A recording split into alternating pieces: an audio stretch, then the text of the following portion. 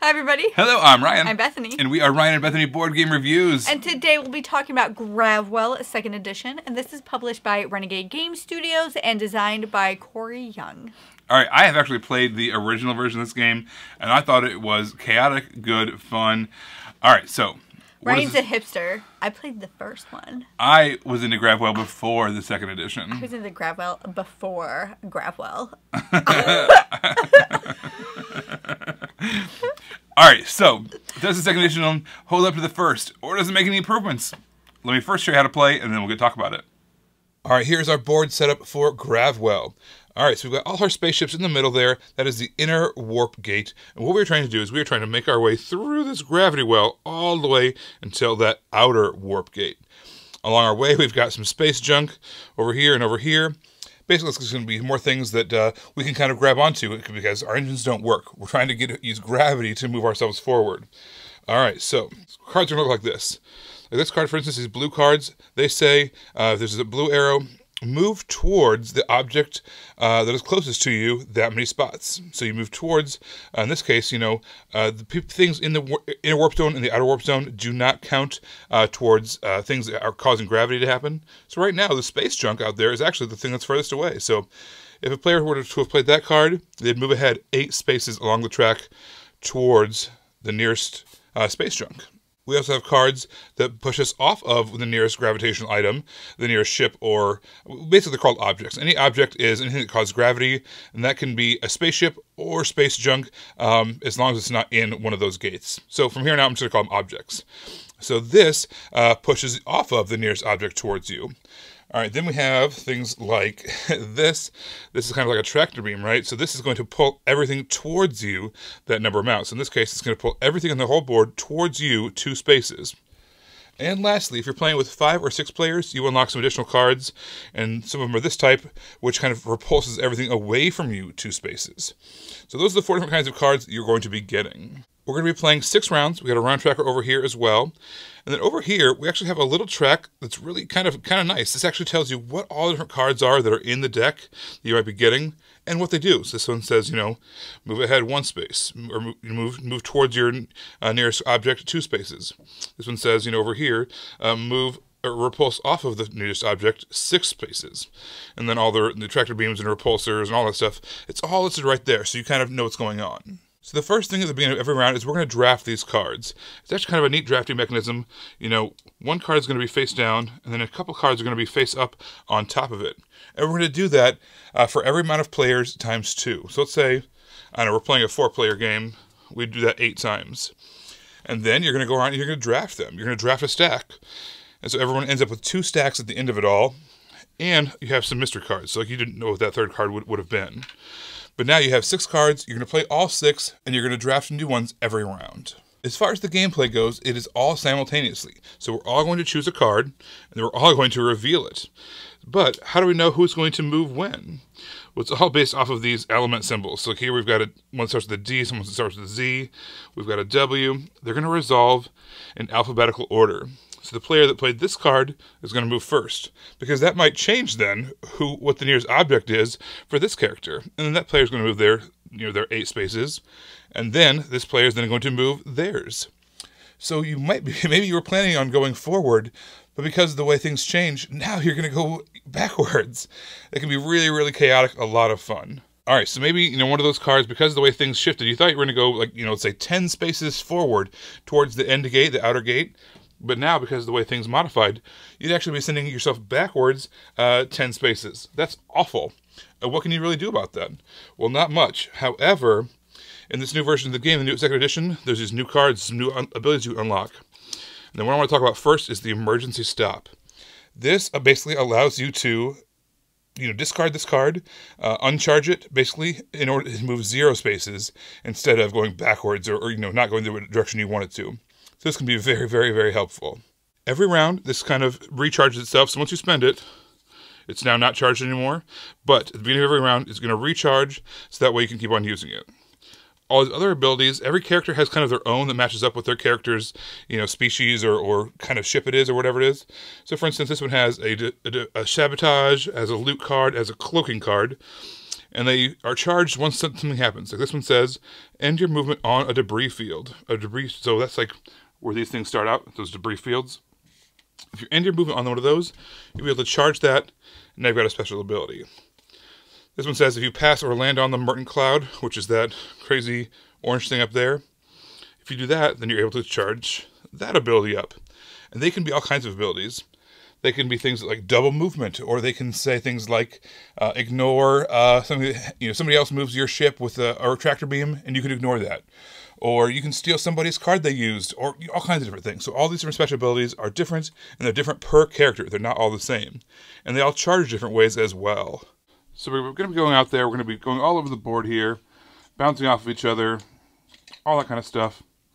If you ever in a situation where you're tied between players, let's say purple right here is 2 spaces between red and black, what would happen is if you played a card, you have to kind of go off of how many objects are ahead of it and how many objects are behind it, because it kind of affects the gravitational pull. So for instance, right now it has, purple has 1, 2, 3 things behind it, or ahead of it, and 1,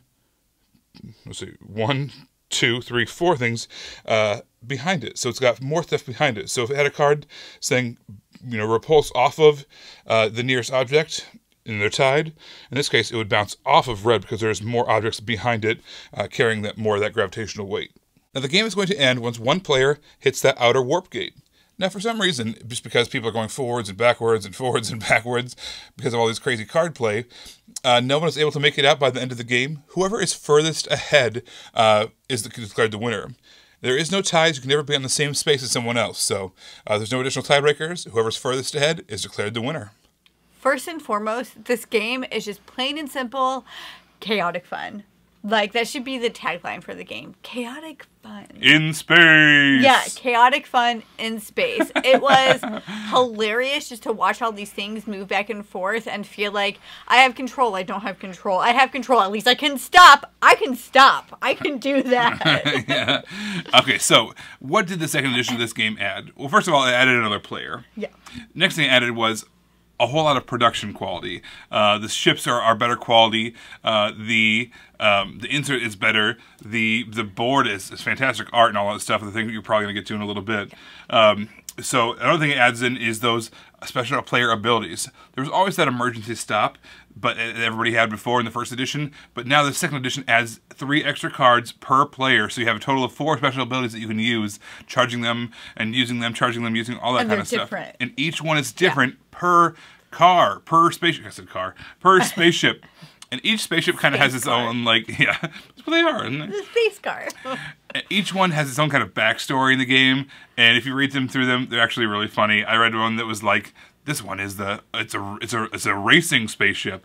It comes from the planet NASCAR, and I was like, yes, yeah, well done, well done. So that was really funny. There's also the Merton Cloud was added as a kind of a halfway point, and so, how the drafting also worked is different. Both ends of the track are considered warp gates. That way, neither one of them are gravity points. That way, you're not drawn to or from either of the warp gates.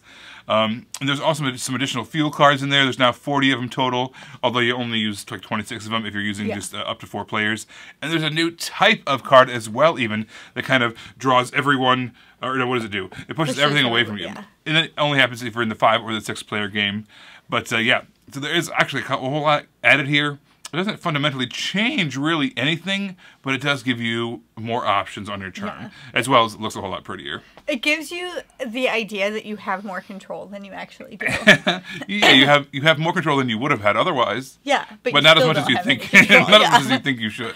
What was really helpful, I thought, was that chart on the board, so you could kind of figure out what people might have statistically based on what's already been played, and you know that you want to do certain things, and so you can be like, okay, so I know that I want to do this, or I want to wait to see what everybody else does, and so you can kind of try and play that in your hand. Is it always going to happen?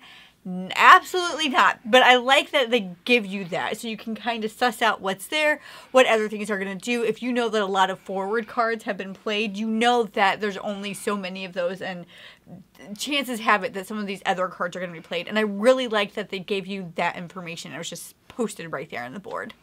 All right, you guys, final thoughts. I thought this game was just super silly, super fun, tons of chaos. You have to kind of know that going into that. Yeah. So a little bit. If you go into this game thinking that you're going to have all this control, you're going to have all this strategy, you're going to be disappointed. If you're a heavy Euro gamer, if you like having a certain amount of control, this might be a pass for you. But at the same time, if it's not, if you enjoy a little of that chaos, check it out. It's a really fun game. And also, you might be wondering, if I have the first edition, is it worth me investing in the second edition? I would say probably not. You're probably fine just playing the first edition. The gameplay is fundamentally the same. Yeah. I do really enjoy those extra special ability cards, but is those 18 cards really worth an extra purchase of a game? Maybe. You know, I really enjoyed them. I think that's where the game really shines, to be honest. So do that what you will. If you got the first edition, keep on playing it, keep on having fun with it. If you want the special edition cards or special ability cards, second edition's where it's at. I have created a tagline for this game, and I'm going to call it Chaotic Space Fun. But the problem is, I feel like it's a great tagline for another game that I really dig, and I think it's because these games both give me a similar feel, even though they do not play similarly at all, and that was Galaxy Trucker. Yeah. So I just really liked, I felt like this was an easier version of that game to play. They don't play it all the same. They're not like the same game whatsoever, but it's chaotic fun in space, right? I mean, they're the same thing. And I feel like if you like that, even though the gameplay is so different, you're definitely going to enjoy this one because it is chaotic space fun. And I liked the chaotic space fun because I'm chaotic. I'm actually not chaotic. I'm a really boring person in real life. It's true. Oh, by the way, the art in this game is Quantai Moria. It's really pretty. It's really good. Yes, very, very much so. So much so that we actually spent like 5 minutes before recording this just looking through their history on Working Geek of all the stuff that he's done and being like, ooh, look at all of that. Because we really enjoyed it that much that we just wanted to look at what else he did.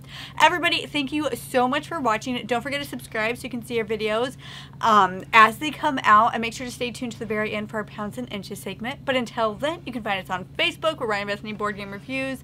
On Twitter, we're Ryan and Bethany 1. And on Instagram, we are Ryan and Bethany. Thanks, guys, for watching, and we'll see you next time. Bye.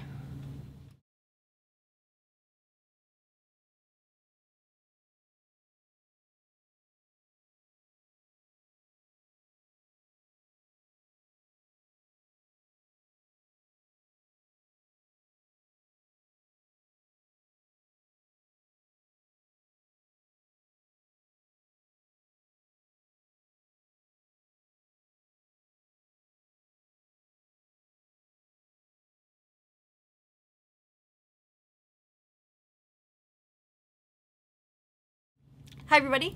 Thank you so much for staying tuned to the very end for our Pounds and Inches segment. No problem. My pleasure.